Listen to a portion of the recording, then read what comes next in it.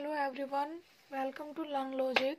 Today we will continue our coordination और आज का अपना टॉपिक रहेगा क्रिस्टल फील्ड थ्योरी। जैसे हमने इससे पहले वैलेंस बॉन्ड थ्योरी की थी, उसके कुछ पोस्टुलेट्स थे और एग्जाम्पल थे। आज नेक्स्ट थ्योरी हो गई अपनी क्रिस्टल फील्ड थ्योरी है, इसकी भी कुछ पोस्टुलेट्स हैं। ठीक है, तो स्टार्ट करते हैं पोस्टुलेट्स।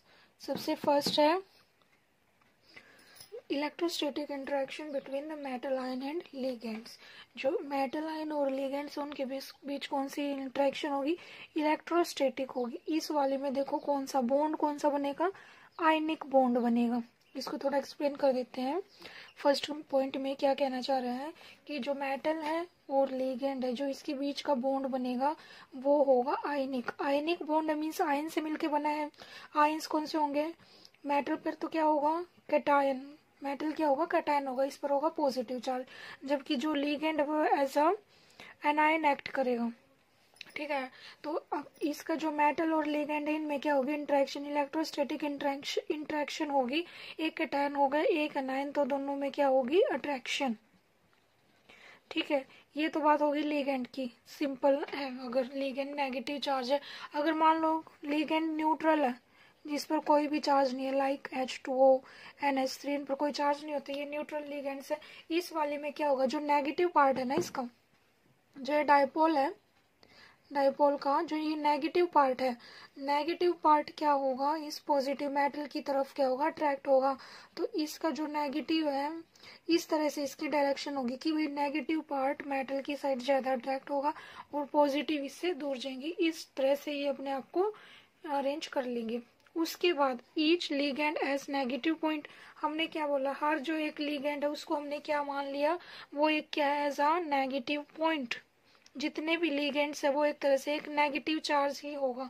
अब जो लिगेंड्स की जो अरेंजमेंट है, क्या बोला? Arrangement is such which have less repulsion. अब जो लिगेंड्स है उनकी अरेंजमेंट इस टाइप से होगी मेटल के अराउंड। मेटल के अराउंड लिगेंड्स की जो अरेंजमेंट है वो इस टाइप से होगी कि जो मेटल और लिगेंड का जो देखो मेटल पर क्या है? पॉजिटिव।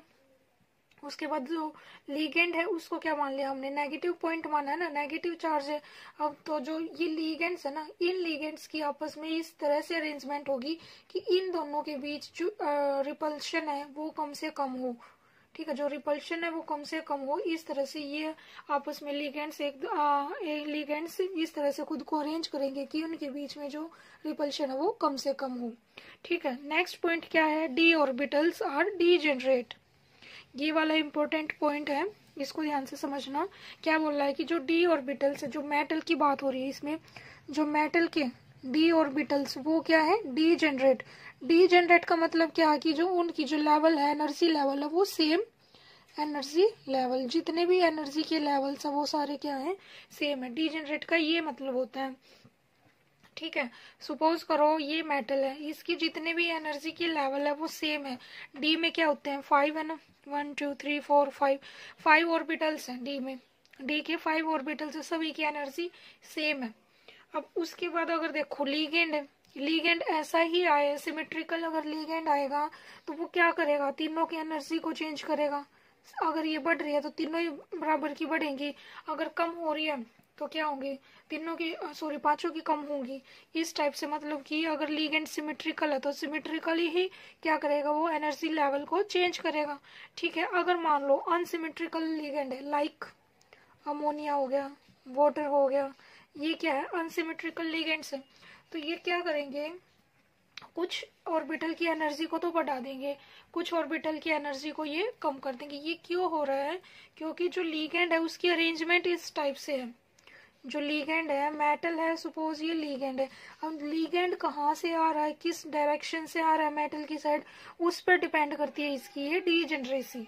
ठीक है, अब वो आगे देखेंगे हम कि किस तरह से किन ऑर्बिटल्स की एनर्जी ज्यादा होगी, किन की कम होगी। पहले ऑक्टाहेड्रल कॉम्प्लेक्सेस के लिए करेंगे CFT। इस वाले में देखो ऑक्टाहेड्रल कॉम्प्लेक्सेस में मेटल और लिगेंड है, उसकी शेप कैसे होगी? सपोज ये मेटल है, मेटल को हम एज अ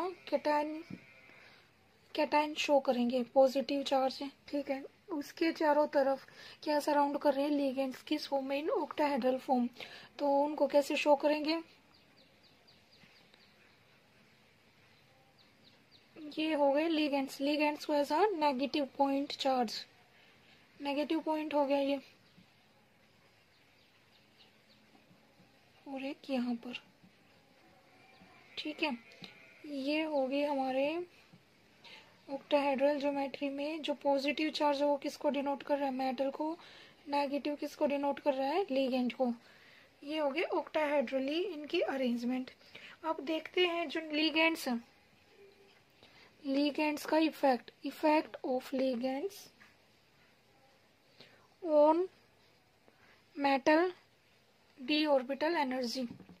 जो डी ऑर्बिटल्स की एनर्जी है, मेटल के डी ऑर्बिटल्स की एनर्जी है, उस पर मेटल लिगेंड्स का क्या इफेक्ट होगा। आप देखो जो जो मेटल है ना, मेटल के जो डी ऑर्बिटल्स है, पहले उनकी शेप देख लेते हैं एक बार। जो डी ऑर्बिटल्स है वो किस तरह से अरेंज्ड है। डी ऑर्बिटल देखो, जो ये है ना 3 4 5, इनका क्या क्या नाम है। ये है D X Y, D Y Z, D Z X, D X square minus Y square and D Z square. ये है ऑर्बिटल्स। इसमें से जो ये तीन है, ये क्या है, इन बिटवीन एक्सिस। जो एक्सिस है उनके बीच में है ये। ठीक है, और जबकि जो ये दो है ये ऑन द एक्सिस प्रेजेंट है, ये दोनों ऑन द एक्सिस प्रेजेंट होंगी। ठीक है, एक बार मैं आपको शेप बता देती हूँ उनकी कैसे होगी, फिर करेंगे।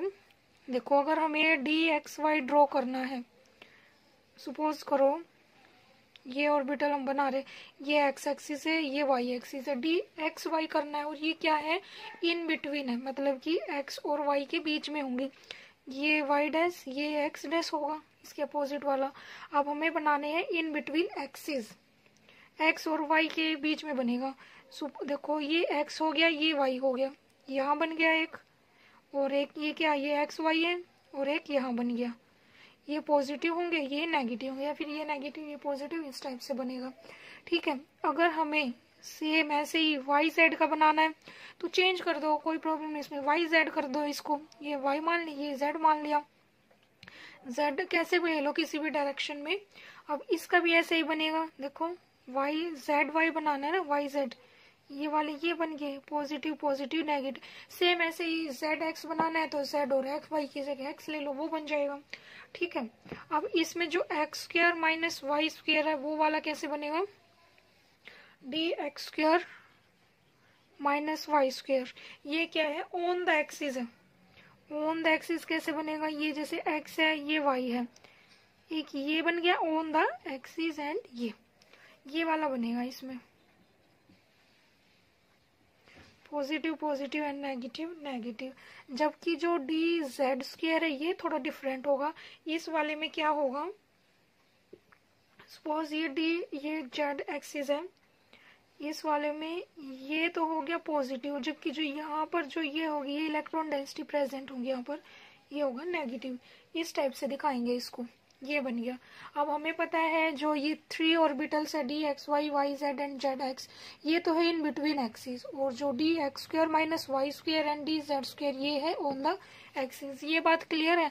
अब उसके बाद जो इनकी एनर्जी है वो किस पर डिपेंड करेगी, लिगेंड्स कहाँ से आ रहा है, किस डायरेक्शन से आ रहा है, लिगेंड्स पर डिपेंड है इनकी टोटल एनर्जी। जो डी ऑर्बिटल्स की एनर्जी है वो इनकमिंग लिगेंड पर डिपेंड करेगी। अगर मान लो देखो, जैसे ही जो लिगेंड है, लिगेंड आएगा, एक सेकंड, जो इसमें ये देखो ये दिखा दिया हमने, ये तो है इन बिटवीन एक्सिस, और जो ये वाले हैं ये है ऑन द एक्सिस। ठीक है, एक सेकंड, हाँ। अब देखो जैसे ही जो लिगेंड है ये है, सपोज करो ये मेटल है, इधर से लिगेंड अप्रोच कर रहा है मेटल की साइड में, जैसे ये इसकी साइड अप्रोच करेगा तो इसमें इंटरेक्शन होनी स्टार्ट हो जाएगी। क्या क्या इंटरेक्शन होगी, 2 इंटरेक्शंस होंगी इनमें। मेन इनमें क्या होगा, 2 इंटरेक्शंस होंगी। रिपल्शन, वैसे तो टोटल तो इनमें क्या होनी है, देखो रिपल्शन होगा, किस किस में रिपल्शन होगा, एक तो जो इलेक्ट्रॉन्स हैं, electrons of metal and ligand, जो मेटल और लीगेंड के इलेक्ट्रॉन्स है, मेटल के पास भी इलेक्ट्रॉन है, लीगेंड के पास भी इलेक्ट्रॉन है।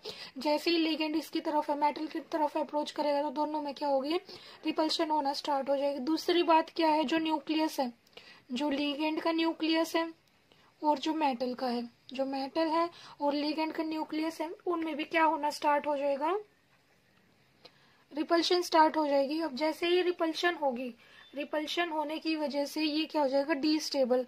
रिपल्शन होगा तो इसकी एनर्जी क्या होगी, इंक्रीज होगी। जो जितने भी ये डी ऑर्बिटल्स हैं इनकी एनर्जी इंक्रीज हो जाएगी। ये नहीं है कि होगी, सभी की पांचों की एनर्जी क्या होगी, एकदम से इंक्रीज हो जाएगी। क्यों, क्योंकि इसमें दो तरह की ये रिपल्शन हो रही है, इस रिपल्शन की वजह से जो एनर्जी है वो इंक्रीज होंगी। ठीक है, सपोज करो वो इंक्रीज होकर एनर्जी, ये वाला एनर्जी बार है, ये इंक्रीज होकर एनर्जी यहाँ आ गई,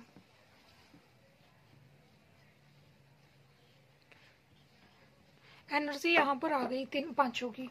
ठीक है, पांचों की एनर्जी यहाँ आ गई। अब देखो मेटल है ये लीगेंड, जैसे ही मेटल इसके पास में आएगा, इसके इफेक्ट में आएगा और ज्यादा क्लोज होगा, तो इस वाले में क्या हो रहा है, जो मेटल है ना यहाँ पर, लीगेंड कहाँ से अप्रोच कर रहा है, ऑन द एक्सिस। लीगेंड कहाँ से अप्रोच करेगा मेटल पर, ऑन द एक्सिस। एक्सिस की साइड से जो मेटल की तरफ लीगेंड आ रहा है।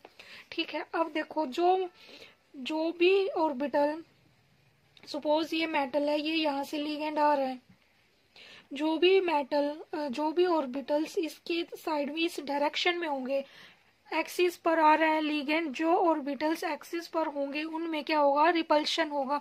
क्योंकि रिपल्शन किस लिए होगा, क्योंकि ऑर्बिटल्स में भी इलेक्ट्रॉन है, लीगेंड के पास भी अपने इलेक्ट्रॉन नेगेटिवली चार्ज है। तो जो ऑर्बिटल है, ऑर्बिटल डी ऑर्बिटल के इलेक्ट्रॉन्स, डी ऑर्बिटल के इलेक्ट्रॉन्स और लीगेंड के इलेक्ट्रॉन्स में क्या होगा, रिपल्शन। तो उनकी एनर्जी क्या होगी, रिपल्शन की वजह से इंक्रीज हो जाएगी। किन ऑर्बिटल्स की एनर्जी इंक्रीज होगी, जो ऑन द एक्सिस प्रेजेंट है। क्यों, क्योंकि जो लीगेंड है, लीगेंड भी ऑन द एक्सिस से ही अप्रोच कर रहा है, एक्सिस की साइड से ही लीगेंड आ रहा है, और जहां पर एक्सिस पर जो ऑर्बिटल्स होंगे उनकी एनर्जी क्या होगी, इंक्रीज हो जाएगी। तो ऑन द एक्सिस कौन से हमारे ऑर्बिटल्स, डी एक्स वाई, और ये वाले ऑर्बिटल्स है ना, तो देखो इनकी एनर्जी क्या होगी, इंक्रीज होगी।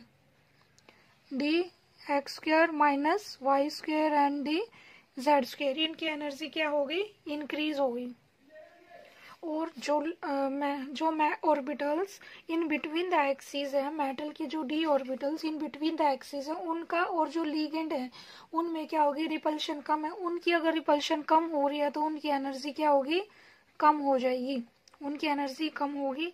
D X Y, D Y Z and D Z X, ये होगा। ठीक, अब ये समझ में आया कैसे इनकी स्प्लिटिंग हो रही है, कि क्यों ये नीचे वाले ऑर्बिटल नीचे जा रहे हैं, ये ऊपर वाले किस वजह से है, सिर्फ रिपल्शन की वजह से। मेटल के ऑर्बिटल्स और लिगेंड के बीच में जो रिपल्शन हो रही है उस वजह से ये स्प्लिटिंग हुई है।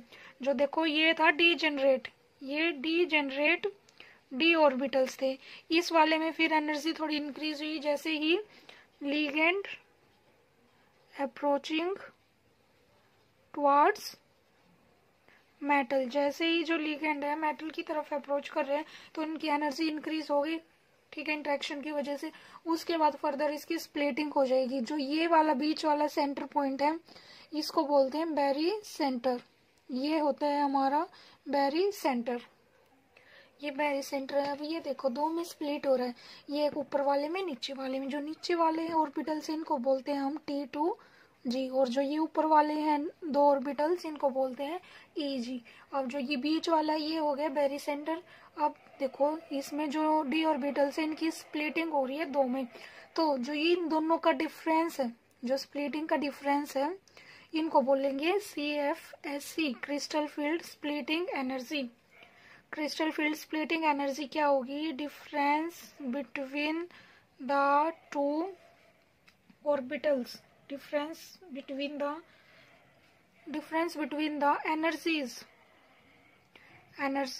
of two d orbitals, two splitting d orbitals, difference between the energies of d orbitals बोल लो खाली। ठीक है, अब देखो जो ये वाला है, इस पूरे को जो इन दोनों का डिफरेंस होगा, इसका जो ये गैप है ये है डेल्टा नोट, इसी को बोलते हैं CFSE, crystal field splitting energy. और जो ये नीचे वाली वैल्यू होती है ये होती है -0.4 डेल्टा नोट। और जो ये ऊपर वाली वैल्यू है, जो ये वाली, इसको मैं यहाँ शो कर देती हूँ। हाँ, जो ये वाली वैल्यू इसको बोल देंगे, ये होती है 0.6 डेल्टा नोट। अब जो इन दोनों का डिफरेंस है वो होगा डेल्टा नोट, मतलब कि CFSE, crystal field splitting energy. अब जो ये स्प्लिटिंग है डेल्टा नोट, ये CFSE जो मैं बोल रही हूँ, ये वाली ना लिगेंड पे डिपेंड करती है। ये वाली कितनी स्प्लिटिंग हो रही है ये लिगेंड के नेचर पे डिपेंड करेगी। अगर लिगेंड बहुत ज्यादा स्ट्रॉन्ग फील्ड का तो वो क्या करेगा, इस स्प्लिटिंग को बढ़ा देगा, बहुत ज्यादा स्प्लिटिंग हो जाएगी तो उसकी जो CFSE वैल्यू है वो ज्यादा होगी। ऐसे ही अगर किसी लिगेंड का फील्ड वीक है, वीक फील्ड लिगेंड है, तो वो क्या करेगा, इसकी स्प्लिटिंग कम कर पाएगा। अगर स्प्लिटिंग कम हो रही तो जो डेल्टा नोट की वैल्यू है वो भी कम होगी। अब जो इसकी स्प्लिटिंग है, कैसे हम CFSE वैल्यू निकाल सकते हैं, कोई भी जैसे हमें मेटल दे दिया या फिर इलेक्ट्रॉनिक कॉन्फ़िगरेशन दे दी, उसमें स्प्लिटिंग कैसे निकाल लेंगे, उसकी CFSE वैल्यू क्या होगी, ये सब हम अपनी नेक्स्ट वीडियो में डिस्कस करेंगे। ठीक है, थैंक यू।